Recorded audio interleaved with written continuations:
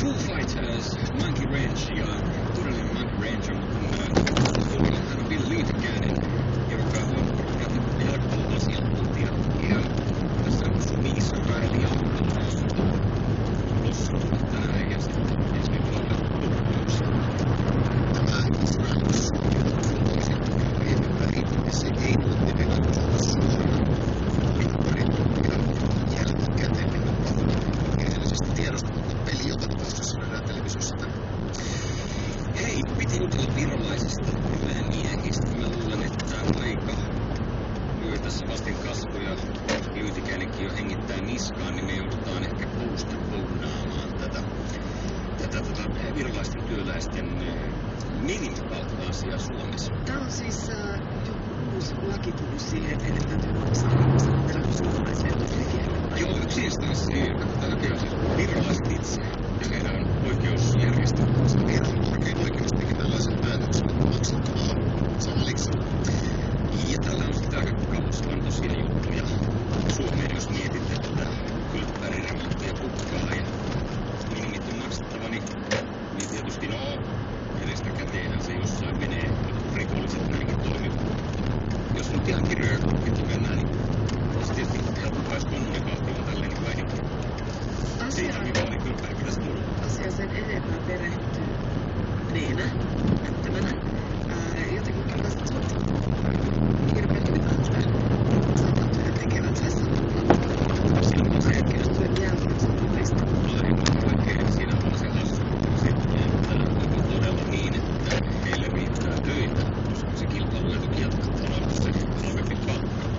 Jos tuolla nyt on sitten Mollin sivuilla vastaavaan Raimoa odottamassa töitä yhdessä tämän virolaisen vastineen kanssa tunti sitten kyllästyy. Niin, en tiedä. Ja mikä on seuraava askel? Kaikille radioilmaille sama palkka. No se olisi ihan hyvä lähtökohta, eikö niin? Niin munkin mielestä. Käsi ylös. Jussi, alas. Niinkö? Vähän tehdä tätä työllä hengen.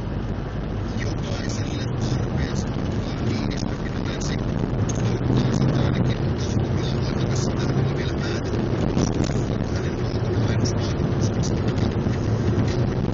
Ja se on Yksi asia muuten liittyen tähän Niinistön palkkaan tuli mieleen siitä, joka oli meillä viime viikolla kertomassa, kuinka hienosti verkostomarkkinoilla hän tulee toimeen ja sanoi siinä haastattelussa muun muassa, että kyllä tässä Sauli Niinistö jää poissa kakkoseksi.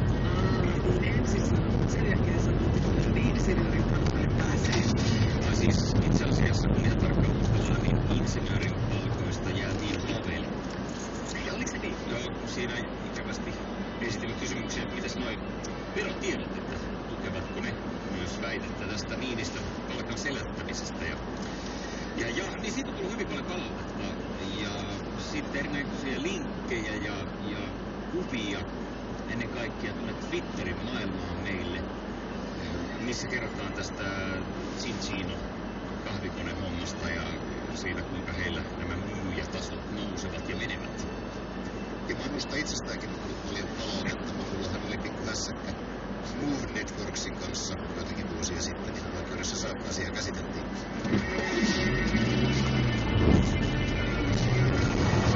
Right, mutta hyvä päästä tästä 9 asti kyytiin. Matti Välisalalla on asiaksessa kiinnosti. Siellä kielletään kalliiden lahjojen mainostaminen televisiossa ja radiossa. Eli siitä siellä. Siis ei tarpeesta. Eihän siinä ole kunnallista kallia. Monessa on 180 euroa se maksaa. Ei, se ei maksa, mutta se säästää. Siinäkin oli, että olta saanut vastaavan kahvikoneen, niin Cincino tagin ja saa 50.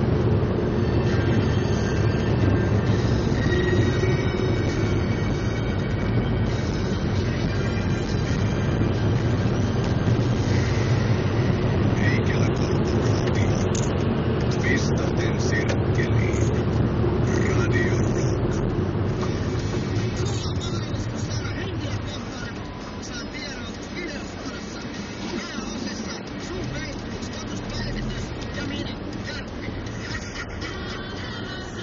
Sinä voit saada henkilökohtaisen säätyy